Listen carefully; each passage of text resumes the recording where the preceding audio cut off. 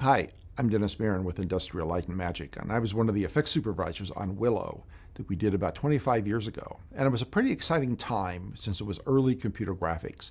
And one of the sequences I'm most proud of is the morphing sequence. We're going to now take a look at a documentary that was made in 2001 that shows what it was like doing something for the very first time. I hope you enjoy it.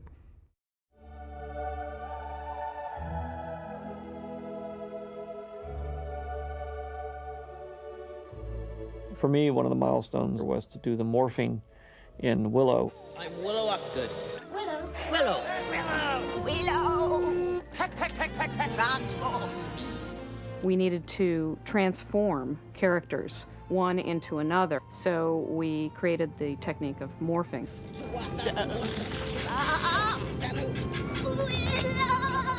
When the movie came out, it got an awful lot of talk about the morphing being something pretty striking. They've said digital filmmaking is just going to revolutionize everything. It was really fun and exciting to be part of a breakthrough.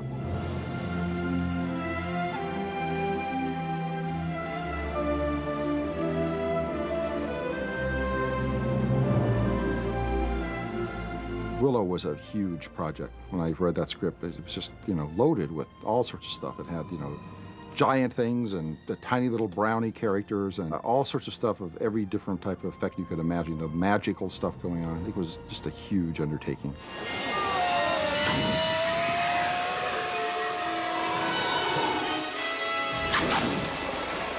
In order to make fantasy work, you have to create a kind of immaculate reality that exists for the moment of the movie. And without that, the fantasy won't work. You're easily shocked. Please turn away. That's obviously a very integral part of creating these kinds of movies, the fantasy movies.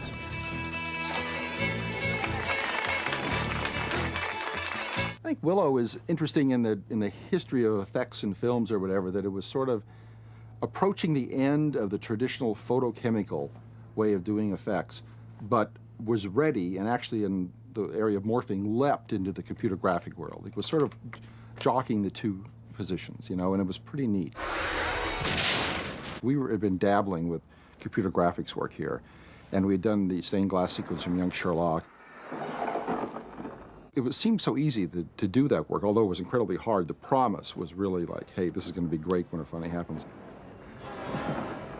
When Dennis evaluates a project, he looks at it from the point of view of the filmmaker, of the director, and solves the problem first from a storytelling aspect and enhanced by the aesthetic, and only finally, how is it going to be done? There's some examples in Willow of previous technology being applied to the same sort of problem. That's done with building small models and through cables and bladders and wires, being able to make a model pull apart or stretch or contort into another shape. Then you cut away to somebody watching that. And then you cut back again, and you've got a whole new model that's been made, and it goes through another change as much as you can make, cut away again. What we wanted to do here was do something without cutting away, to show changes and shapes that you've never seen before. Transform me? I can't do it. I'm just not a sorcerer. This was a magical transformation, and Willow was doing it. So you wanted it to be something really special. You wanted to sort of stop everything and just look at it, for a while, because it was supposed to be a real visual, representation of magic. When we had to approach this transformation scene in Willow, where Willow finally becomes a sorcerer and transforms Roselle through all these various incarnations, I assumed it was going to be sort of your basic clunky, some dissolves, maybe something we could do with a couple of puppets, cutaways to Willow, and I think George did too. But Dennis Murin, he kept coming in and saying, to George and I think there's a thing we can do with computers now, and it might be time to really try to experiment with it. And I don't know whether it's going to work or not, but I can't really articulate it. But you wouldn't need to have so many cutaways. Well, that simply sounded better to me. But I had no idea what he was talking about. And he said, I think we can merge them. And I said, well, you mean like a dissolve? He said, well, no, it won't be dissolved, because a dissolve is transparent. You can see what that is. It'll be, a real blending. you know, the term morph hadn't occurred yet. I remember we had a meeting sometime in the late summer of 1987. It was Dennis Murin and pretty much the entire computer graphics department of ILM at the time, which was 5 or 6 people. Here are the storyboards for what we have to do. How are we going to do that? And we all looked at Dennis and goes, I don't know. Since I was the programmer on the team, I got assigned to figure out how to do the changing of the shapes of the photographed objects so that we could then blend from one into the other. History's a little vague on who actually came up with the term morphing. Dennis Murin may have used that phrase when we were discussing what the program had to do. The term morphing may have been coined by Doug Smythe, and we spelled it M-O-R-F. Do we want to call it with an F because that's how it's spelled, or do we want to call it with a PH so we don't look like we can't spell? But everybody since has been spelling it M-O-R-P-H. They didn't really give me any specific instructions for what to do other than this is what the storyboard says has to happen, and this is what we're going to be shooting, you know, these puppets doing these different actions. And you figure out how to make it work in between. I started working on the morphing software, I guess it was like September or so of '87, September, October, somewhere around there. And the first version that actually worked was sometime middle of December or so of '87, when we continued on production of shots until March or so of '88. Just to get those images in there was a lot of work because we had to build models that were, controllable, that we could, just stretch the neck from one character into another. That was all done by our model shop. This is the first shot where the goat raises up in the air, and there was a mechanism inside the neck to be able to stretch the neck. This has got no computer work on it. This is the way the actual puppet worked. And there's about 6 or 8 puppeteers working this, pulling the neck up. It was like a giant slinky that could stretch.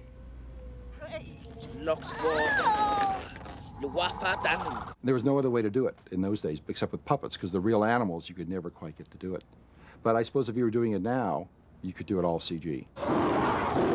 We had to get the tiger here. I was trying to get one of the white tigers from Siegfried and Roy, but there was no way we could get it out here to California to do it, so we got a local tiger instead. We had to get a nice take of that. We had to get a nice take of the woman that sort of matched up with the tiger's motion. And that was the trick behind it all, was that on both sides of the morph, the actions were sort of duplicated by the characters. And then the morph had then less work to do in transforming the one to the other. This is the very first test we did to sort of prove the system, to try out our input scanner, our output device, our computer transformation software. And it was real successful to us. We were real happy with it, and it proved that if we could do it in one frame, we could certainly do it in a lot of frames. I think we estimated it's probably roughly around 100 million calculations for one frame, and then when you multiply that by the 24 frames per second that movies run at, you're talking about a couple billion calculations for each second of final footage. For the frames during which the transformation was occurring, we imagined superimposing a grid on every frame.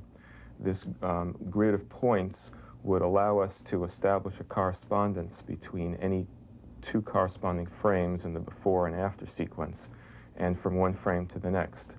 And by carefully adjusting the locations of each point on the images, we were able to tell the computer how we wanted to spatially deform each image. So having computed those 2 sequences of warped images, we can then mix the 2, starting at the beginning of the sequence, mixing mostly ostrich with a very faint amount of turtle, and then proceeding through the sequence, decreasing the amount of ostrich image and increasing the amount of turtle, such that you get what looks to be a transformation of the image.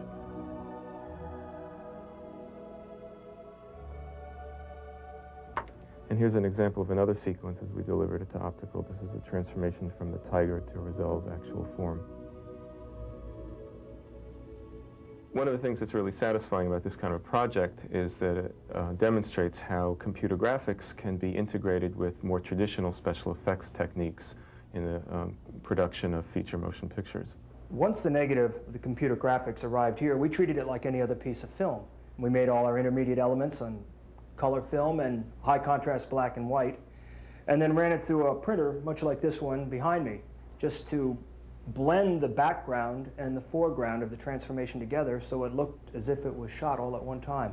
The tiger and the tiger's matte pass are shot every other frame. So we loaded up in the printer and set the printer to print one and then skip the other. So we would first photograph the color, then skip over one to the next color frame and the next one. We rewind and using some of the same negative, we'd shoot the matte pass, one, skip to one, skip to one. This allows us to derive the mattes that we need and the color in order to blend the two of them together into the background. He does not need to know everything. I didn't tell him everything. You told him enough. My reaction to it when we saw it was, did we do that? I mean, how's that possible? I'd never seen anything like it. Dennis's first exact reactions, I think they were somewhere along the lines of first, wow, that's really neat, and then second, can you make it do this? This was probably the first time that real-world objects were manipulated in the computer and then gone back onto film. Nothing like this had ever really been tried that I know of. It had been tried, in the academia world for research, but not necessarily actually for a motion picture. But because we're set up to do movies here, we had the people and the willpower and the know-how to say, let's try to solve this problem. And we put all the attention to it. It was really fun and exciting to be part of a breakthrough. I wish I could say it was my brainchild, outside of saying, geez, it's a shame we have to cut away a bunch of times and do those hokey dissolves. That's about all of the authorship that I can claim on that. Dennis was really, provided the vision. There were these promises the computer graphics were making that were not delivering. And we just had to force the issue if we were going to get it to actually happen. And by sort of pushing this cheapo blue screen through the film formula and seeing its shortcomings, but how fast it was to shoot it, it seemed like, boy, we've got to get it going, somehow so we can really shoot it that fast and get it in the movie, but looking better and easier to do, easier to get that way. And one of the ways would be digital. So I'm all the time in sort of pushing for this stuff to work, because the old effects that we were doing up till then, we'd sort of hit a brick wall. For me, Willow was a unique film because it had a number of wonderful things we could do with it. Great opportunities to do effects in Willow. There were all sorts of different types. It was also very frustrating that we couldn't quite get into the digital and computer graphic world yet. So here's all this work, and if we just could get this working, it could be that much neater and that much better, but we'll do the best we can right now with what we got. And we ended up with morphing, and we ended up with a few things that were sort of showing the future. So you've got both types of work in the film. You've got the best that could be done in the late 1980s, and you've got a preview of what's coming in the 90s. I did continue working on Morph a little bit after Willow was done. The next version of the software had to handle a few things that were unique to Indiana Jones and the Last Crusade. There was a scene near the end that we called Donovan's Destruction, which is where the bad guy ages 800 years right before your eyes. And that was sort of similar to Willow in that there were a number of puppets that were choreographed to go through the same kind of rough motions, and then I would use the morph to transition from the younger head to the medium old head to the skeleton, creepy, dusty, falling down head.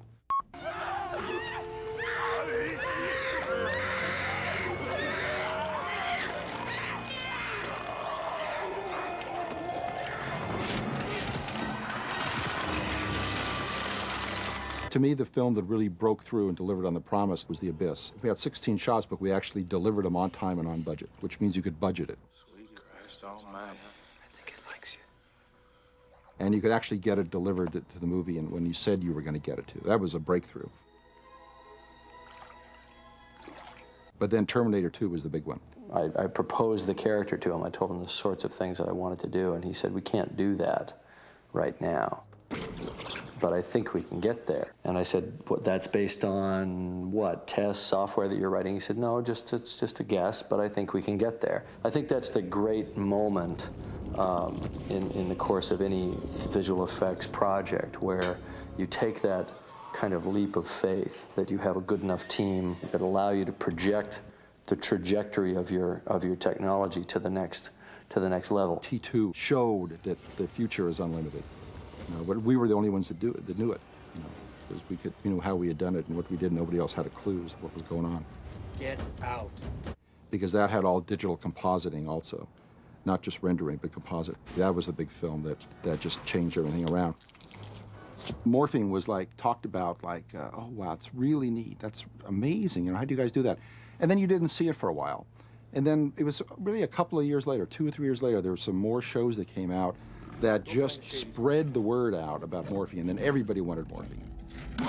Morphing, if you wanted to do it now, you could buy all the gear off the shelf for your Mac or your PC, and you could pretty much do it. You know, it's not quite as complicated to use as what we had, certainly, but also can't do quite as much, I don't think, now as we could even do. Some areas it's faster, some areas it's not the same as what we had, but you know, to be able to buy it for like $95 or whatever it is, and morph to your heart's content is pretty neat.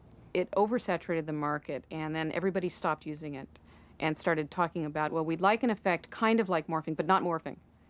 So there was this backlash quality to it, which was interesting as well. Most effects, you know, if they're really memorable, you start getting tired of them pretty quick because everybody copies them.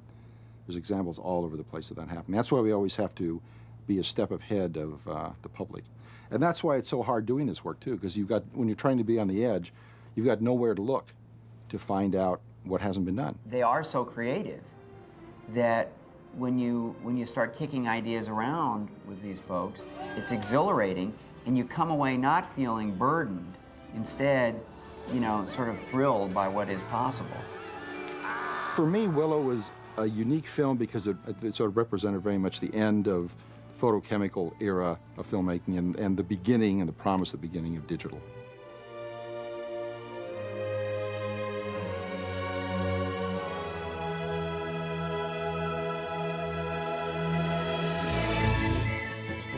Since doing Willow, you've seen computer graphics in a lot of other films, and we followed it up with The Abyss, Terminator 2, Jurassic Park, Death Becomes You, Jumanji, and a lot of other ones, Forrest Gump, many, many more.